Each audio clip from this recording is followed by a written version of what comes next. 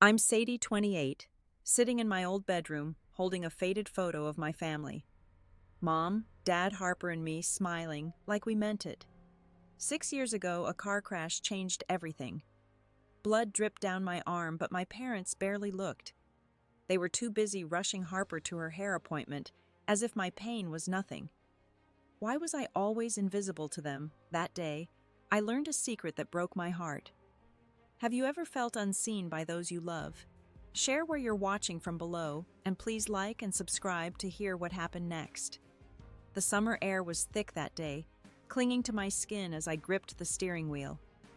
I was 22, still living in our suburban Ohio home, saving every penny from my bookstore job for a place of my own. Harper, my 18-year-old sister, sat beside me, scrolling through her phone, her prom dress shimmering in the back seat. She was chattering about her hair appointment, how it had to be perfect for the big night. I nodded, half listening, my mind on the stack of bills waiting at home. The light turned green, and I eased the sedan forward. Then a blur of red flashed to my right.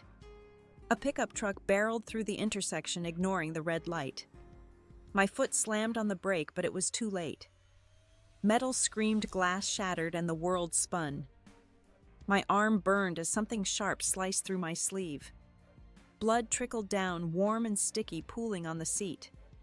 Harper shrieked, clutching her phone. "My dress!" she wailed, twisting to check the back seat. "It's ruined." "You messed everything up, Sadie." Her voice was shrill, cutting through the haze of my shock. I blinked, trying to focus. My arm throbbed the gash deep enough to make my stomach churn. "Harper, I'm hurt," I said, my voice shaky. She barely glanced at me. "It's just a cut. Don't be so dramatic." Sirens wailed in the distance as I fumbled for my phone. My hands trembled, smearing blood on the screen. I called Mom, hoping her voice would steady me. "Pick up," I whispered. Voicemail. I tried Dad next. Same thing. Harper was still ranting, tears streaking her mascara. "This is my night, Sadie. You always make everything about you." A police officer approached, his boots crunching on the gravel. "You okay?" he asked, eyeing my arm. I nodded, though my vision blurred. He called for paramedics, but before they arrived, Mom's silver SUV pulled up. Relief washed over me. She'd know what to do. She always did for Harper. Mom stepped out, her face tight with worry.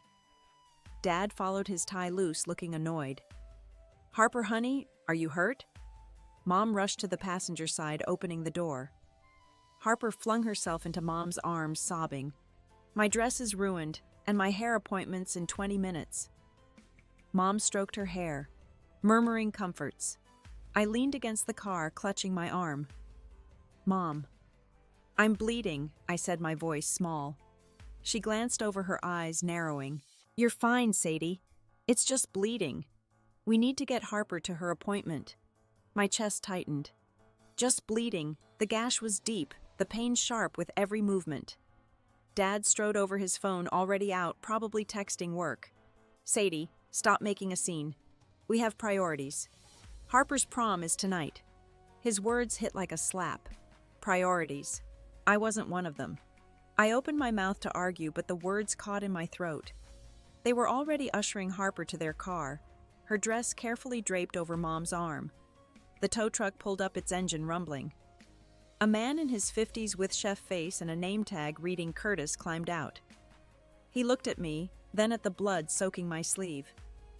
"You need a hospital, kid," he said, his voice gruff but kind. He handed me a clean rag from his truck, the fabric rough against my skin. I pressed it to my arm, wincing. "Thanks," I mumbled, watching my family's SUV disappear down the street. Curtis shook his head. "Family's supposed to have your back." His words lingered heavy as the paramedics finally arrived. My phone buzzed in my pocket. A text from Jocelyn, my coworker at the bookstore. "Where are you?" "Shift started 10 minutes ago." I stared at the screen, tears pricking my eyes. Someone cared, but it wasn't the people who should have. The paramedics cleaned my wound, saying I'd need stitches. I nodded, numb, as they bandaged it temporarily. Curtis stayed nearby, directing the tow. I kept replaying Mom's words. You're fine. Dad's voice. Priorities. Harper's tantrum over her dress. My arm ached, but the real pain was deeper, a gnawing question I couldn't shake. Why didn't they see me? Why was I always the one left behind? The paramedics insisted I go to the hospital, but I hesitated. My shift at the bookstore was already late, and I couldn't afford to miss more hours. Curtis, the tow truck driver, gave me a long look. Get that arm fixed, kid. Work can wait. His concern felt foreign, like a language my family never spoke. I nodded, climbing into the ambulance, the rag he gave me still pressed against my wound. The siren's wail drowned out the ache in my chest, but only for a moment. At the hospital, the waiting room smelled of antiseptic and stale coffee. My arm needed 8 stitches, the doctor said, her voice calm but firm. She worked quickly, the needle tugging my skin, each stitch a sharp reminder of the crash. I stared at the fluorescent lights, trying not to think about Mom's dismissive glance or Dad's cold priorities. My phone stayed silent. No calls, no texts from them. Just Jocelyn again asking if I was okay. I typed a quick reply, promising to explain later, my fingers stiff from shock. When I finally got home, the house was quiet. The kind of quiet that presses against your ears. It was past 7, and Harper's prom was probably in full swing. I pictured her twirling under the gym's disco ball, her hair perfect, her dress unstained. My arm throbbed under the fresh bandage, and I sank onto the couch, too tired to climb the stairs. The living room felt like a museum of Harper's life, her cheerleading trophies on the mantel, her art projects pinned to the fridge. My own traces were harder to find, like I was a guest in my own home. I must have dozed off because the front door's creak woke me. Mom and Dad shuffled in their faces, flushed from the prom chaperone duties. Harper trailed behind her tiara, glinting in the dim light. Sadie, Mom said, spotting me. Her voice was more annoyed than concerned. Why are you still up? You should be resting. I sat up my bandage, catching the lamplight. I got stitches, I said, hoping she'd ask more. She didn't. Instead, she turned to Harper, adjusting her tiara. You look like a queen tonight, sweetheart. Harper beamed, then glanced at me, her smile faltering for a split second before she looked away. Dad loosened his tie, barely acknowledging me. Long night, he muttered, heading for the kitchen. I swallowed the lump in my throat. You left me at the crash, I said, my voice louder than I meant. Mom froze her hand, still on Harper's shoulder. We had to get Harper to her appointment, she said, like it was obvious. You were fine. Fine. I stood, my arm aching with the movement. I was bleeding, Mom. I needed you. My words hung in the air, sharp and raw. Dad reappeared, a beer in hand. Don't start, Sadie. It was Harper's night. You're old enough to handle yourself. Harper rolled her eyes, brushing past me to the stairs. You're always so needy, she muttered. Just loud enough for me to hear. I wanted to scream, to shake them until they saw me, but my voice cracked instead. I was hurt, I said, softer now, almost pleading. Mom sighed, her patience thinning. We're tired, Sadie. Let's talk tomorrow. They moved past me, their footsteps fading up the stairs. I stood alone, the house swallowing my words. Jocelyn's text lit up my phone again. You sure you're okay? I stared at it, tears blurring the screen. I wasn't okay. The crash had cracked more than the car's windshield. It had exposed a truth I'd always feared to my family. I was an afterthought, a shadow next to Harper's light. And as I sat there, the sting of that truth grew sharper, promising more pain to come. The next morning, the kitchen smelled of burnt toast and Mom's floral perfume. My arm ached under the bandage, a dull pulse that matched the heaviness in my chest. I stood at the counter, stirring sugar into my coffee, hoping last night's conversation would pick up where it left off. I needed them to hear me, to see the hurt they'd caused. But Mom was already bustling, packing Harper's lunch for her last week of senior year. Dad sat at the table, his nose buried in the newspaper, as distant as ever. I cleared my throat, setting my mug down. Can we talk about yesterday? My voice was steady, but my stomach twisted. Mom didn't look up, slicing an apple with quick, sharp cuts. "Sadie, we're busy. Harper's got a big day."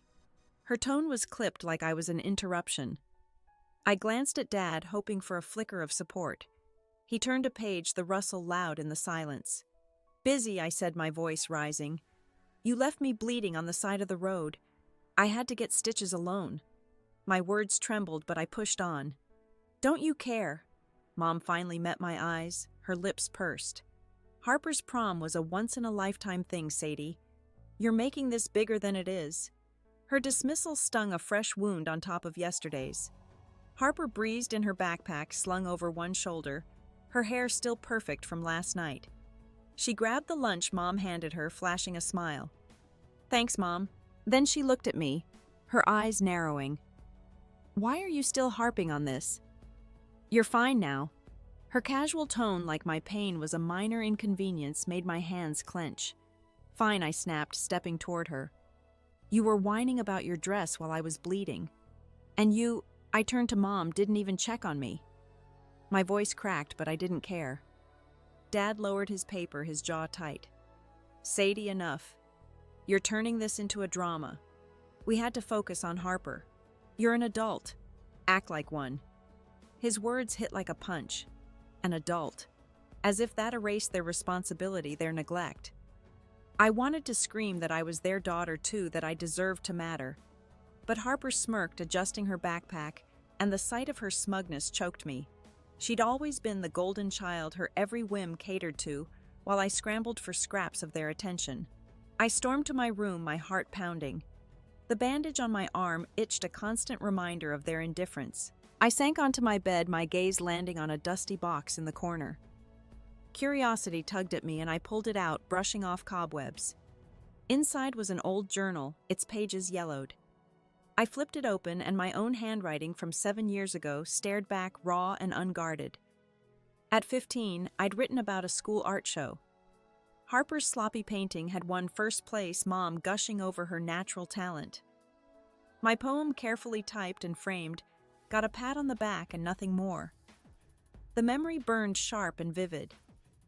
I'd stood in that auditorium watching Mom hang Harper's painting in the living room while my poem stayed tucked in a drawer. Even then I was invisible. Tears pricked my eyes as I slammed the journal shut. This wasn't just about the crash. It was years of being sidelined, of swallowing my hurt to keep the peace. My phone buzzed and I saw a text from Jocelyn. "You at work today? You seemed off last night." Her concern was a lifeline, but it also deepened my anger. Why did a coworker care more than my own family? I heard the front door slam, Harper leaving for school probably. Mom's voice drifted up, calling to Dad about dinner plans. Life went on for them, untouched by my pain. The unfairness of it churned inside me, a storm I couldn't contain. I needed answers, an apology, something to make this right. But as I sat there, the journal heavy in my hands, I feared the truth might hurt even more. I clutched the journal, my fingers trembling as the weight of those old words settled in my chest. The house was too quiet now. Mom and Dad's voices gone, leaving only the hum of the fridge downstairs. I wanted to march back to the kitchen, demand they explain why Harper always came first, but my legs felt like lead. Instead, I paced my room, the bandage on my arm pulling tight with every step. The pain was a nagging reminder of how little I seemed to matter. A knock on the door startled me. Before I could answer, it swung open, and Allison, my older cousin, stepped in. Her hair was pulled back, her eyes soft with concern. "Sadie, you okay?" she asked, glancing at the journal in my hands. I hadn't seen her in months, but she'd driven over after Mom mentioned the crash. I forced a smile, my throat tight. "Just tired," I lied, setting the journal on my desk. Allison sat on the edge of my bed, her perfume a faint mix of lavender and vanilla. "I heard about the accident," she said, her voice gentle. "That must have been scary." Her kindness cracked something in me, and I sank beside her, my hands twisting in my lap. "It wasn't the crash," I said, my voice barely above a whisper. "It was them. They left me there, Allison, for Harper's hair appointment." Her brow furrowed and she leaned closer. That's not right, Sadie. You were hurt. She paused, then added, You know my mom did the same with my brother. Always put him first no matter what I needed. Her words hit hard, echoing my own pain. A family pattern, she called it, but knowing that didn't dull the ache. If anything, it made it worse, like I was trapped in a cycle I couldn't escape. I wanted to tell her everything, to spill years of hurt, but the words stuck. Instead, I stood and grabbed my work bag. I've got a shift, I said, though it wasn't for another hour. Allison nodded, her eyes searching mine. Call me if you need me, okay? I mumbled a thanks and slipped out, the journal's weight lingering in my mind. At the bookstore, the familiar smell of paper and ink usually calmed me, but today it felt stifling. Jocelyn was shelving books, her ponytail bouncing as she moved. You look rough, she said, half teasing, and her smile faded when she saw my face. What's going on? I busied myself with a stack of returns, avoiding her gaze. Just family stuff, I muttered. She didn't push, but her quiet presence was a small comfort. The day dragged, each customer's smile a reminder of the warmth missing at home. My arm throbbed when I lifted a heavy box, and I winced, drawing Jocelyn's attention. You need to rest, that she said, taking the box from me. And maybe talk to your folks. They can't just ignore you. Her words sparked a flicker of resolve, but it quickly drowned in doubt. What if they didn't care enough to listen? When I got home, the house was alive again. Harper's laughter floated from the living room, mixed with Mom's proud cooing. I peeked in and saw them on the couch, a laptop open to photos from prom. Harper's crown sparkled in every shot, her smile wide. Mom clicked through, gushing about how perfect she looked. Dad sat nearby, nodding along, a rare smile on his face. My stomach twisted. No one had asked about my stitches, my day, my anything. I stepped into the room, my work shoes squeaking on the hardwood. Can we talk now? I asked, my voice sharper than I intended. Mom's smile faded and she closed the laptop. Sadie, we're in the middle of something. Harper rolled her eyes, leaning back with a huff.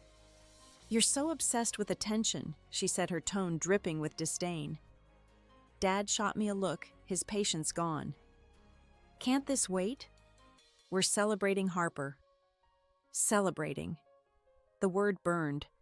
I stood frozen, my heart pounding as their words piled on each one, a brick in a wall I couldn't climb. My bandage itched, my chest ached, and the room felt too small. They didn't see me, not really. And as Harper's smug grin met my eyes, I realized this wasn't just neglect. It was a choice, one they made over and over, and it was breaking me apart. The dining room glowed with candlelight, the table set for Harper's prom queen celebration. Balloons bobbed against the ceiling, their ribbons curling like afterthoughts. I sat at the far end, my arms stiff under its bandage, the stitches pulling with every small move. Mom had insisted I come, saying it was a family moment. I wanted to believe her, to feel included, but the air felt heavy, charged with unspoken truths. Harper held court, her tiara perched on a velvet pillow, her laughter bright as the clink of glasses. Mom passed around a platter of roasted chicken, her smile fixed on Harper. You were radiant, she said, her voice warm with pride. Dad nodded, carving a slice for himself, his rare good mood reserved for her. I picked at my plate, the food tasteless, my mind replaying their dismissal in the living room days ago. Celebrating Harper, always Harper. I tried to join in, forcing a smile when Mom recounted Harper's crowning moment, but my heart wasn't in it. After dessert, Mom cleared the plates, and Harper scrolled through her phone, showing Dad more prom photos. I excused myself to the kitchen, needing air, needing space. The sink was piled with dishes, the smell of garlic lingering. As I filled a glass with water, voices drifted from the dining room, low and secretive. Mom and Dad talking in hushed tones. I froze, my hand tightening around the glass. Something in their voices pulling me closer to the doorway. We can't tell, Sadie, Mom whispered, her words sharp. It'll only cause trouble. Dad grunted, his chair creaking. She doesn't need to know. Harper's the one with potential. The funds for her college, her future. My breath caught the glass, nearly slipping from my hand. A college fund. We'd had one or so I thought saved for both of us since I was a kid. I'd planned to use it for my own degree, maybe library science, once I could afford to move out. But now their words sliced through that hope like a blade. I stepped closer, hidden by the wall, my heart pounding. "Sadie's working, she's fine," Mom continued, her voice firm. "Harper needs this. She's got a real shot at something big." Dad murmured agreement, and I heard the clink of his fork like this was just another dinner conversation. My chest burned a mix of shock and betrayal so raw it stole my breath. They'd taken my future, handed it to Harper without a second thought, and planned to keep me in the dark. I wanted to run to scream, but my feet carried me back to the dining room, the glass still in my hand. Harper looked up, her smile smug, oblivious to the storm inside me. Mom and Dad fell silent, their faces shifting to forced calm. "Sadie, you're back," Mom said too brightly. "Want some cake?" Her cheer was a mask, and it infuriated me. I set the glass down hard, the thud echoing. "I heard you," I said, my voice low but steady. "The college fund. You gave it all to Harper." Mom's eyes widened, her napkin crumpling in her fist. Dad leaned back, his jaw tight. Harper's smile vanished, her phone forgotten. "Sadie, you're misunderstanding," Mom started, but I cut her off. "Don't lie to me. I heard you say it's for her because she's the one with potential." My voice shook, tears burning my eyes, but I didn't stop. "What about me? Don't I matter at all?" The room went still, the candles flickering like they felt the weight of my words. Dad's face. Harper hardened. "Sadie, this isn't the time." Harper shifted her tiara, glinting mockingly. "You're always so jealous," she muttered, her voice sharp. Mom reached for my hand, but I pulled away, my bandage catching on the tablecloth. "Why?" I demanded, my voice breaking. "Why is it always her? I'm your daughter too." Mom's lips parted, but her words came slow, deliberate. "Harper has a bright future, Sadie. We had to make a choice." Her admission was a knife twisting deep. Dad's silence was worse, his eyes fixed on the table, refusing to meet mine. Harper's smirk returned, faint but cruel, and something inside me snapped. I grabbed the ceramics bird from my pocket. The one Harper made years ago, its chipped wings a fragile lie of our bond. My fingers trembled, and before I could stop myself, it slipped, shattering on the floor. The shards of the ceramic bird lay scattered across the floor, glinting in the candlelight like broken promises. My chest heaved, tears streaming down my face as I stared at the wreckage. Mom's hand flew to her mouth, her eyes wide with shock. Harper laughed, a sharp, cruel sound that cut through the silence. "Wow. Sadie, way to ruin everything," she said, leaning back in her chair. Her tiara tilted mockingly. Dad's face darkened, his voice low and final. "You're just not a priority, Sadie." His words landed like a sledgehammer, shattering what little hope I'd clung to. Not a priority. The truth I'd feared for years spoken aloud, raw and unapologetic. I opened my mouth to respond, but nothing came out. My throat burned, my vision blurred. Mom reached for me again, her voice softer now. "Sadie, we didn't mean it like that." But her words were hollow, a flimsy bandage on a wound too deep to mend. Harper stood her chair, scraping the floor, her eyes glinting with triumph. "You're so pathetic," she said, stepping over the broken bird. "Always playing the victim. No wonder they chose me." Her venom stunned me, each word a fresh stab. I wanted to scream to tell her she was wrong, but my body felt heavy, anchored by their collective dismissal. Dad nodded faintly as if agreeing, and Mom's silence was its own betrayal. I stumbled back, my bandaged arm brushing the wall, the pain a distant echo compared to the agony in my chest. The dining room with its balloons and flickering candles felt like a stage for my humiliation. I saw it clearly now, years of being pushed aside, my dreams sacrificed for Harper's spotlight. The college fund was just the final proof, a cold calculation of my worth. My phone buzzed in my pocket. Probably Jocelyn checking in, but I couldn't move to answer it. The world narrowed to this moment, this suffocating truth. I turned to leave, my shoes crunching on the bird's remains, but Harper's voice stopped me. Running away again, she taunted. "Good. "We don't need your drama." Mom hushed her, but the damage was done. I reached the doorway, my hand gripping the frame, my knees weak. Outside, the night air was cool, but it did nothing to ease the fire in my lungs. I sank onto the porch steps, my sobs choking out in ragged bursts. The street was quiet, the neighbors' lights glowing warmly, a cruel contrast to the coldness inside. I wanted to call Allison to beg her to take me away, but my hands shook too much to dial. My family's words echoed relentless, not a priority, pathetic drama. They'd stripped me bare, left me feeling like nothing. I heard the front door open behind me and heavy footsteps approached. Curtis, the tow truck driver, stood there, his truck idling at the curb. I'd called him in a daze, needing escape. His weathered face softened as he saw me, my tear-streaked cheeks and trembling hands. "Come on, kid," he said, his voice rough but steady. "Let's get you out of here."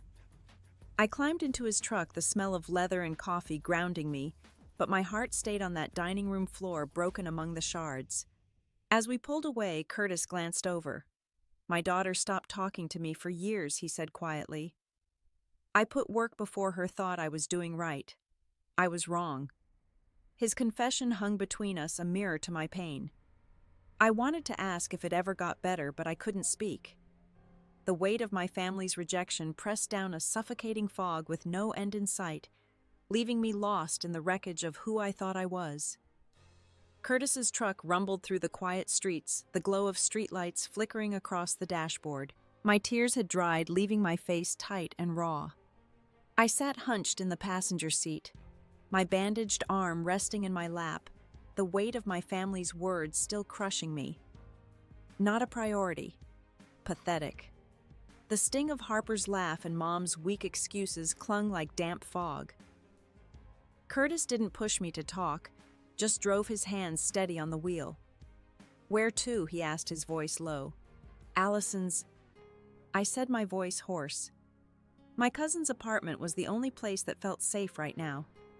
I texted her, my fingers clumsy, and she replied instantly, "Come over, I'm here." Her words were a small anchor pulling me from the wreckage of that dinner. As we drove, I stared out the window, the world blurring past.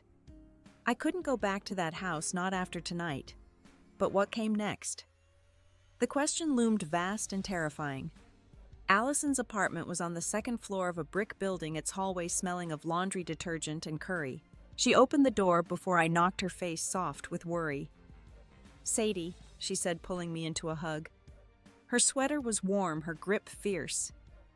I sank into it, the first real comfort I'd felt in days. Curtis lingered behind me, tipping his cap.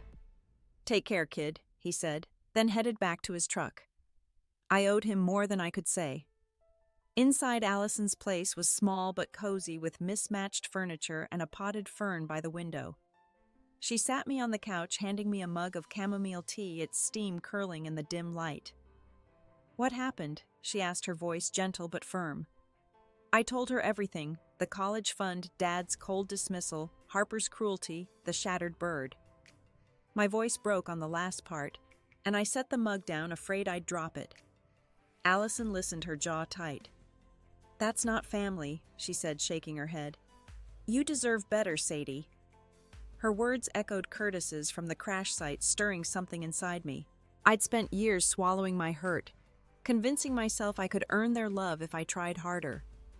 But tonight, I saw the truth. Their love came with conditions, and I'd never meet them. The realization was freeing, but it scared me too. What did it mean to choose myself? I slept on Allison's couch that night, her spare blanket soft against my skin. In the morning, sunlight filtered through the blinds, and I woke with a clarity I hadn't felt in years. I couldn't stay in that house, couldn't keep living in Harper's shadow. I needed to move out to build a life where I wasn't an afterthought. The idea was daunting. My bookstore job barely covered my bills, but it felt right, like a seed taking root. Allison was already up brewing coffee. "Stay as long as you need," she said, sliding a mug toward me. I thanked her, my mind racing. I'd need a plan, a new place, more hours at work, maybe a second job. And school. I'd always wanted to study library science, to spend my days surrounded by books, helping people find stories that mattered. The college fund was gone, but I could find a way. I had to. My phone buzzed a text from Jocelyn. "You okay? Missed you at work." I smiled, grateful for her. I replied, promising to call soon, then opened a notebook Allison lent me. I started listing steps, search for apartments, check night classes, save every cent. Writing it down made it real, a map out of the darkness. My arm ached as I wrote, but the pain felt different now, like a badge of survival. I looked at Allison, who was flipping through a magazine, her presence steady. "I'm going to confront them," I said, the words surprising me. "One last time. I need them to know what they've done." She nodded, her eyes fierce. "You've got this, Sadie, and I've got your back." Her support fueled me, a spark igniting into resolve. I wasn't just running away. I was choosing to stand, to demand my worth, even if they couldn't give it. The fight was just beginning, and I felt it rising in me, a quiet strength I'd forgotten I had. The next day, I stood outside my parents' house, the familiar red brick looming larger than it ever had. My heart pounded, but my hands were steady as I clutched the notebook with my plans. Allison's words echoed in my mind, her belief in me a quiet fuel. I wasn't here to beg for their love anymore. I was here to speak my truth, to demand the apology they owed me, and to walk away on my terms. The thought made my chest ache, but it also felt like freedom. Inside, the house smelled of lemon cleaner, Mom's signature scent after a deep scrub. She was in the living room folding laundry, her movements quick and precise.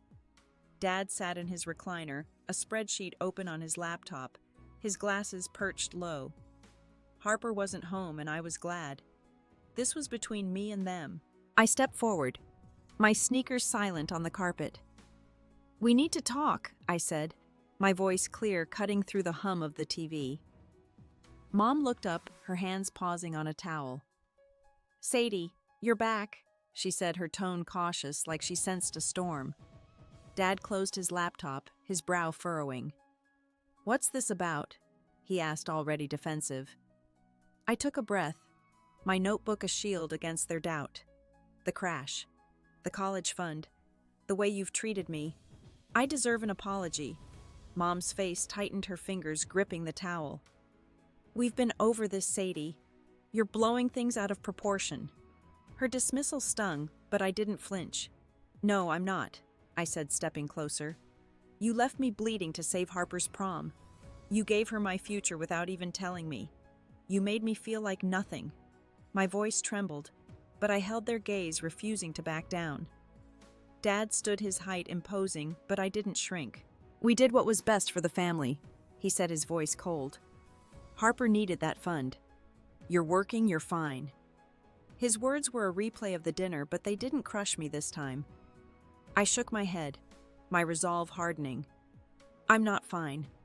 I'm your daughter, and you chose her over me. That's not love. I deserve better." Mom's eyes glistened, but she didn't speak. I waited, hoping for something, an apology, a crack in their armor, but the silence grew heavy.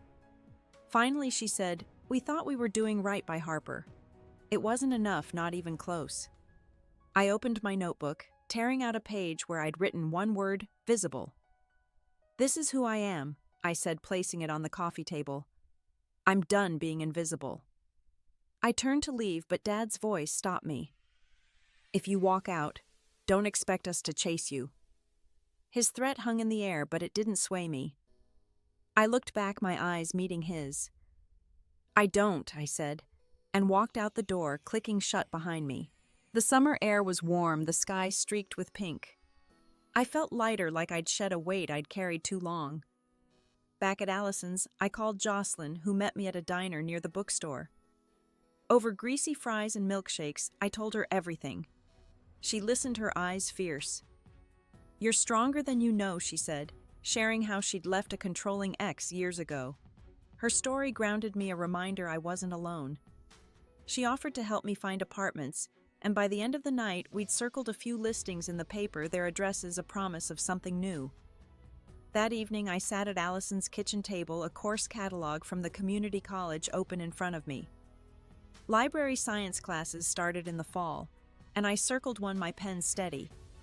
It was a small step, but it felt monumental, a reclaiming of the dream they'd tried to steal. My phone pinged a card from Curtis slipped under Allison's door. Inside his daughter's email with a note, "You're not alone, kid." I smiled, tears pricking my eyes, and tucked it into my notebook. I stood crossing to the window, the city lights soft below. My reflection stared back, not the girl who'd begged for their approval, but someone new, someone who'd chosen herself. I pressed my hand to the glass, the cool surface grounding me, and whispered, "I'm enough." The words were quiet, but they carried a strength that rooted deep, a promise I'd keep no matter what came next. The keys to my new apartment felt heavy in my pocket, their jagged edges a quiet reminder of the life I was building. It was a small place, just a studio with creaky floors and a view of the alley, but it was mine. 3 months had passed since I walked out of my parents' house, and I'd settled into a rhythm, mornings at the bookstore, evenings in night classes, and late nights scribbling notes for my library science degree. My arm had healed the scar, a faint line now, but the deeper wounds still lingered tender under the surface. I was unpacking a box of thrift store dishes when my phone buzzed on the counter. Harper's name flashed on the screen, and my stomach twisted. I hadn't seen her since that night, hadn't heard from her, except for a curt text about picking up my things. I let it ring, my hands busy with a chipped blue plate, but curiosity won. I answered, bracing myself. "Sadie," she said, her voice clipped like she was forcing the words out. "We need to talk. Can I come over?" Her tone was all business. No warmth, but it was the first time she'd reached out. I hesitated, glancing around my bare apartment, the walls still empty, the space a blank slate. "Okay," I said finally. "I'm free now." Half an hour later, she stood in my doorway, her purse clutched tight, her hair pulled back in a neat bun. She looked out of place against the peeling paint of my hall, her polished presence clashing with the scuffed reality of my new life. "Nice place," she said, her eyes scanning the room, her lips twitching like she meant the opposite. I gestured to a folding chair, the only seat besides my mattress. "What's this about?" I asked, keeping my voice even. She sat crossing her legs, her posture rigid. "You've caused a mess, Sadie. Mom's a wreck, Dad's pissed, and everyone's talking about how you abandoned us." Her words were sharp, each one aimed to wound. I leaned against the counter, my fingers tracing the plate's edge, grounding myself. "I didn't abandon anyone," I said. "I left because I had to. You know why." Harper's eyes narrowed, her jaw tight. "You're so selfish. You think you're the only one with problems. You made this all about you, and now I'm stuck dealing with their moods." Her accusation stung, but it wasn't new. She'd always twisted things, made my pain a burden to her. I wanted to snap back, to remind her of the college fund, her cruel laugh. But I held my tongue. I wasn't that girl anymore, begging for scraps of fairness. Instead, I met her gaze steady and calm. "I'm not responsible for their feelings, Harper. Or yours. I left to save myself." My words hung between us, simple but heavy. Her face flickered anger, maybe surprise, but she didn't respond. The silence stretched thick with unspoken history. I thought of the nights I'd stayed up helping her with homework, while Mom praised her, the birthdays where my gifts were afterthoughts. I'd carried that weight too long.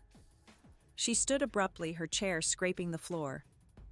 "You need to fix this," she said, her voice rising. "Come back, apologize, do something. You're tearing us apart."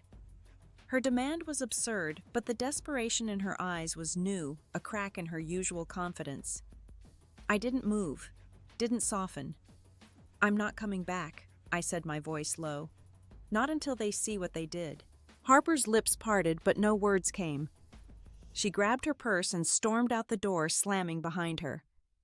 I stood frozen, the plate still in my hands, its cool surface steadying me. Her visit hadn't shaken me like I'd feared. If anything, it sharpened my resolve, a reminder of why I'd left. But her words about Mom lingered, a faint ripple of doubt. Was Mom really a wreck? Did she feel anything for me at all? I set the plate down my chest tight and sank onto the mattress. The apartment was quiet, the alley outside humming with distant traffic. Harper's anger, her demand for me to fix things, sat heavy in the air. I'd chosen myself, but the cost was real, and it wasn't just mine to bear. The thought of Mom's pain, even if small, tugged at me a thread I couldn't quite cut.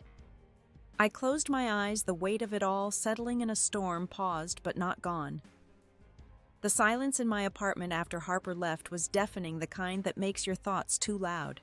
I stood by the counter staring at the blue plate, its chipped edge catching the faint light from a bare bulb.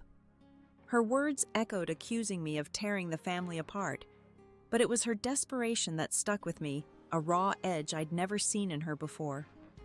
I wanted to feel triumph, to savor standing my ground, but instead, a quiet ache settled in, heavy and unyielding. My phone rang, startling me. Mom's name glowed on the screen and my pulse quickened.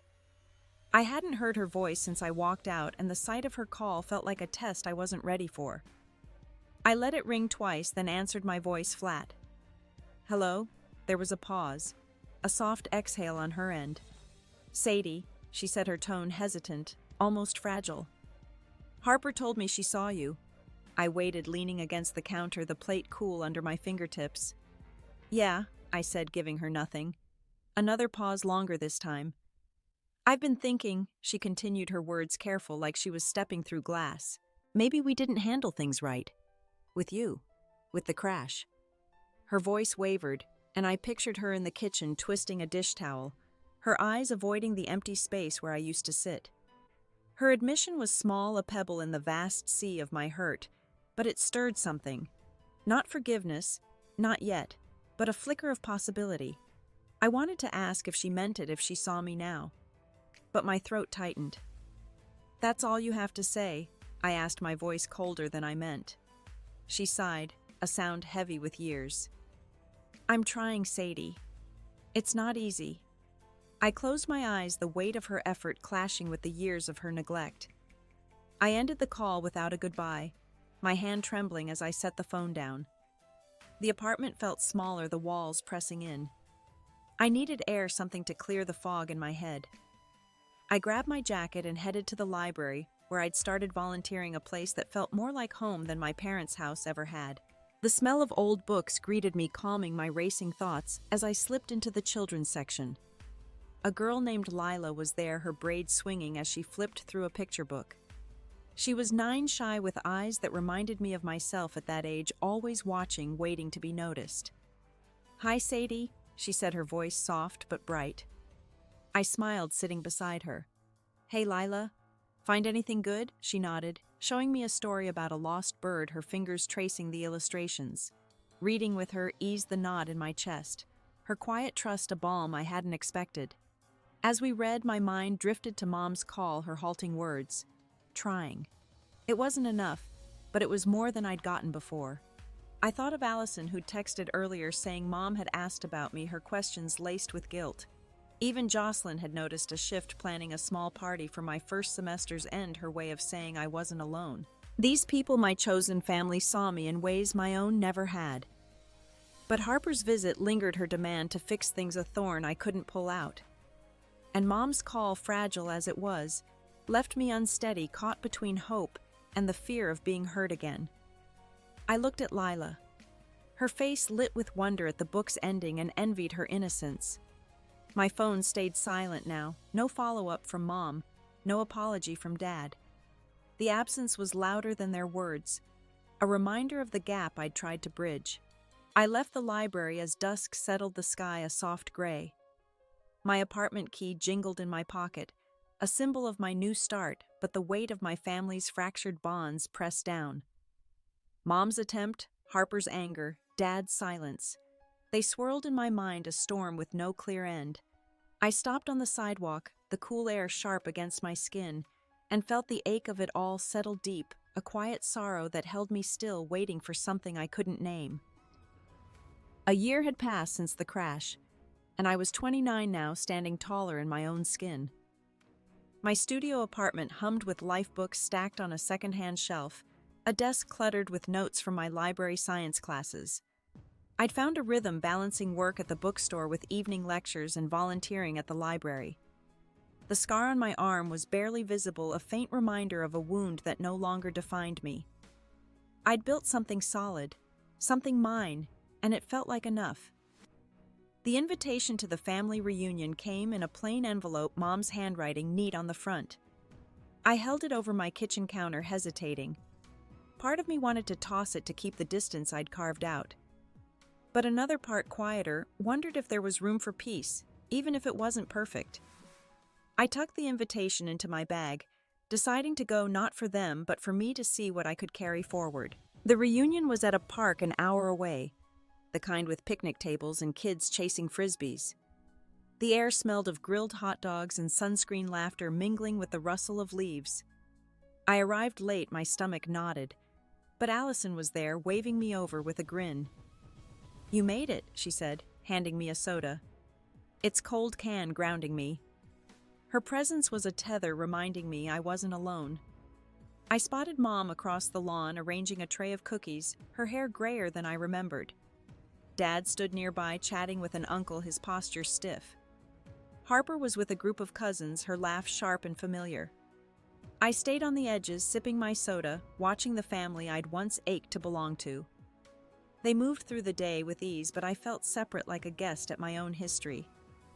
Allison nudged me toward the food table where Mom caught my eye.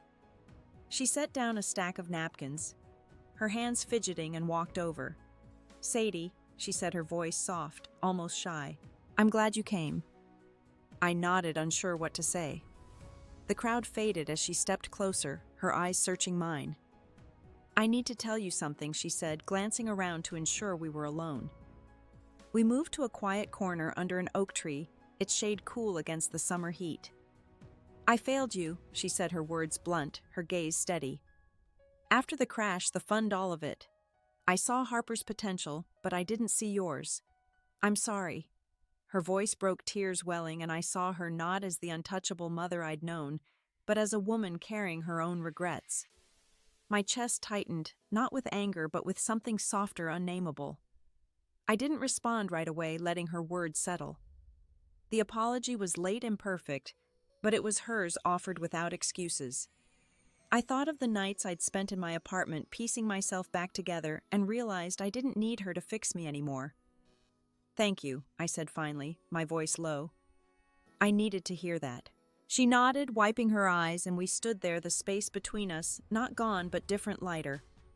I wandered back to the picnic, Allison at my side, her arm looped through mine. The reunion buzzed on, but I felt a quiet shift, like a page turning. Mom's words didn't erase the past, but they loosened its grip, letting me breathe a little deeper. I glanced at Harper, her tiara long gone, her face less certain than before. Something in her posture, the way she avoided my gaze, hinted at a change I couldn't yet name. The day stretched ahead, and I let myself sink into it, the noise and warmth wrapping around me like a tentative embrace.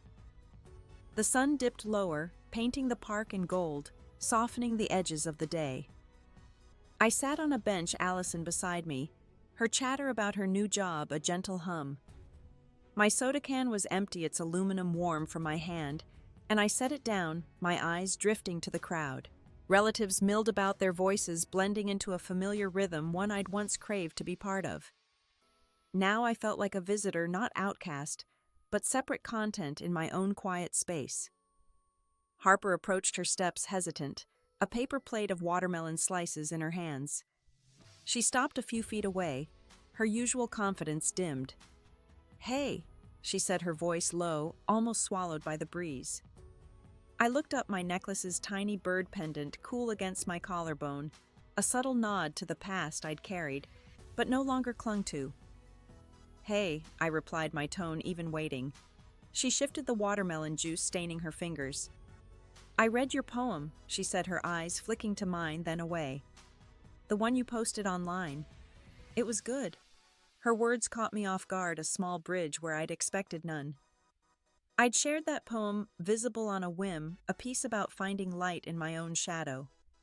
That she'd seen it, let alone mentioned it, felt like a crack in the wall between us. "Thanks," I said, my voice soft but steady. I didn't push for more, didn't need to. Her compliment wasn't an apology, but it was something, a gesture that hinted at remorse, or at least awareness. She nodded, lingering a moment, then walked back to the cousins, her silhouette smaller against the fading light. I watched her go, my heart calm, no longer racing with the need to prove myself. Allison squeezed my arm, her grin knowing. "That's progress," she whispered. I smiled, leaning into her warmth. The reunion carried on, but my focus shifted inward to the life I'd built. At the library, Lila's mother had stopped me last week, her handshake firm as she thanked me for inspiring her daughter. "She talks about you all the time," she'd said, her words wrapping me in purpose. I'd found a role there, reading stories, guiding kids like Lila to see their own strength. My phone buzzed, an email from Bethany Curtis's daughter. We'd been writing, sharing stories of families that hurt us, of the slow work of healing. "You're doing good," she wrote, her words simple but heavy. I tucked the phone away, my chest full, not with triumph, but with gratitude for these connections, these people who saw me whole. Dad stayed distant, his laughter with the uncles never reaching me. I caught his eye once, but he looked away. His silence a wall I no longer tried to climb. I'd expected it to hurt more, but it didn't. I'd made peace with his limits, with the fact that some gaps couldn't be closed. Mom lingered near the dessert table, glancing my way, her apology still fresh. I didn't need more from her, not now. I'd taken what she offered and let the rest go. As the sky darkened, fireflies blinked in the grass, their glow a quiet magic. I stood brushing crumbs from my jeans and walked to the edge of the park where the trees met the open field. The noise of the reunion faded, leaving only the crickets and my steady breath. I touched the bird pendant, its smooth metal, a reminder of what I'd lost and what I'd gained. I wasn't the girl who'd bled on the roadside, nor the one who'd shattered under their words. I was Sadie, whole in my own right, and that was enough. I turned back the picnic lights, a warm blur in the distance. Allison waved her silhouette, a promise of tomorrow. I walked toward her, my steps light, the weight of the past no longer anchoring me. The night closed in soft and forgiving, and I let it hold me, ready for whatever came next. I'm 29 now, sitting at my small kitchen table, a mug of coffee warming my hands. The apartment is no longer bare. It's alive with pieces of me, a shelf of poetry books, a woven rug from a flea market, a window cracked open to let in the spring breeze. I'm a part-time librarian now, my degree almost in hand, each class a step toward the life I'd dreamed of. The scar on my arm is just a whisper of a line, a story I've learned to carry lightly. This morning I woke early, the city still quiet outside. I pulled out a notebook, not the one from Allison's, but a new one, its pages crisp and waiting. I started writing a letter, not to my parents or Harper, but to the girl I used to be. The one who stood on the roadside, blood on her hands, waiting for someone to care. "You were enough." I wrote, my pen steady, the words flowing like a long-held breath. "You always were." The act of writing felt like untying a knot, each sentence loosening something tight inside me. I didn't need their apologies anymore, didn't need their validation. I'd spent years chasing their gaze, but now I saw myself clearly, flaws and all, and that was a kind of freedom I hadn't known I could have. I set the pen down, the letter unfinished, but it didn't need to be perfect. It was mine, and that was enough. Last week I'd gone back to my parents' house, the first time since I'd walked out. The red brick looked smaller, less imposing under the soft April light. I didn't knock, didn't call ahead. I just slipped inside, the key still on my ring, and left the letter on their dining table where the candles had once burned for Harper. I didn't wait for a response, didn't expect one. The house was quiet, the air heavy with memories, but I walked out without looking back, my steps sure. Jocelyn had come over yesterday, bringing a pot of soup and stories of her latest date. We laughed over bowls at my table, the kind of laughter that feels like home. Allison joined us later, her puppy scampering across the floor, leaving muddy prints we didn't mind. Lila was there too, her shy smile brighter now, clutching a drawing she'd made for me, a tree with roots deep and branches wide. "It's you," she said, and I hugged her, my heart full. I thought of Curtis, who'd sent a photo last month, him and Bethany at a diner, their smiles tentative but real. Their story wasn't mine, but it mirrored it, a reminder that healing was possible even if it took years.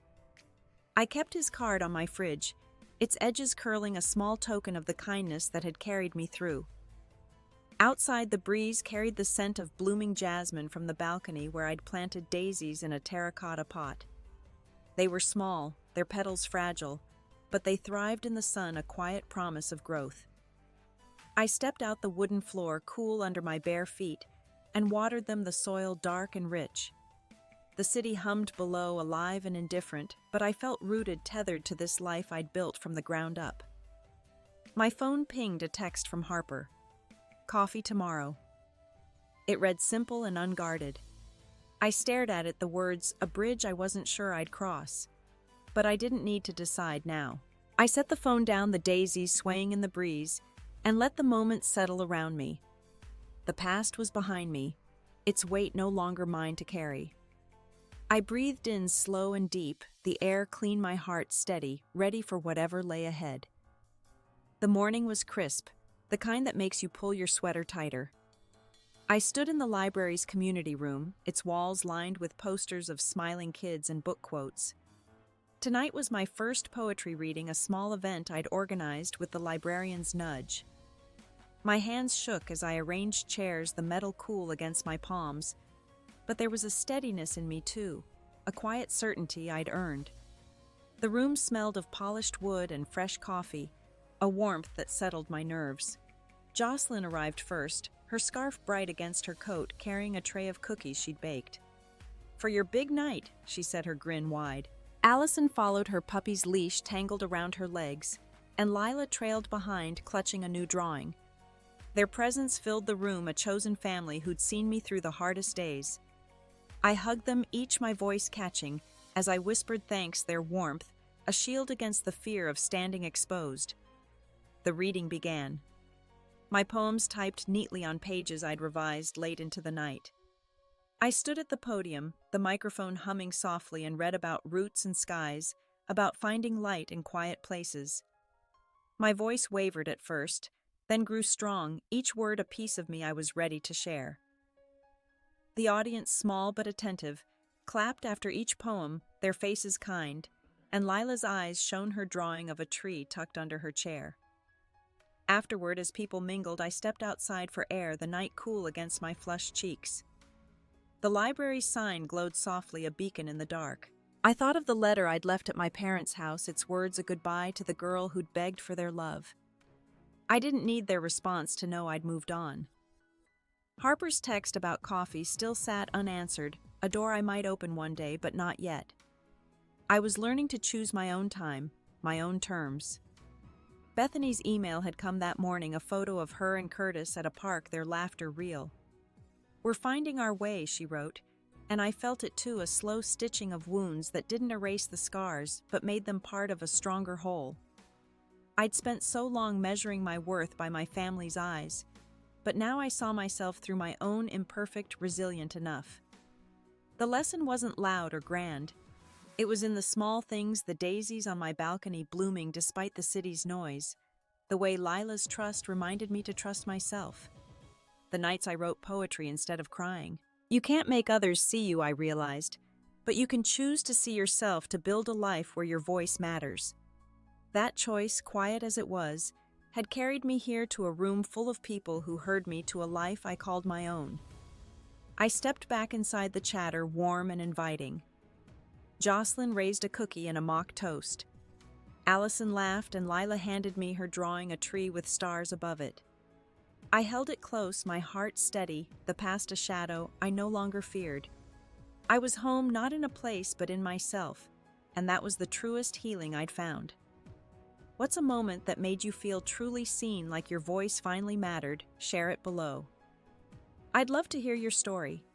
If this resonated, please like and subscribe to join me in these moments of healing. Share it with someone who needs to hear it too. Thank you for listening, for being here. Here's to finding our light together, one quiet step at a time.